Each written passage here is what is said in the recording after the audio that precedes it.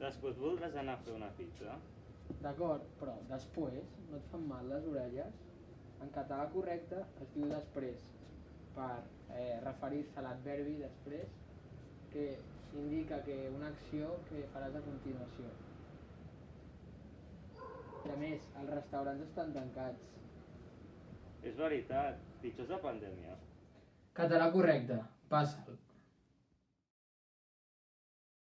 Ves amb compte amb la cera, no fos cas que et torcis un turmell.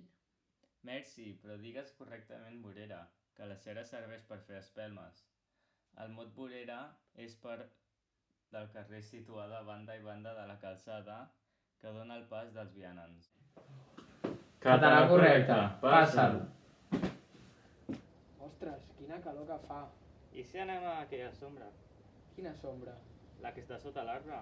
No, el problema no és aquella sombra. És que en català es diu ombra, sense la S. Vale, però que estic suant. Va, anem. Va. Català correcte, passa'l. M'estic agobiant, no entenc res.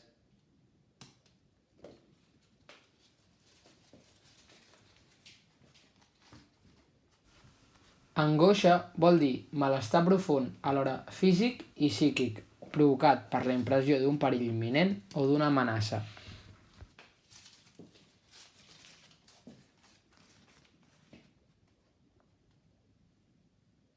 Nois, per l'examen entren els pronoms febles i l'anàlisi en arbre. Ai, perdoneu, els pronoms febles no entren pas. Ah, quin susto. En català correcte no es diu susto de la situació de sorpresa, es diu espant. D'acord, quin espant. Correcte, passa'l.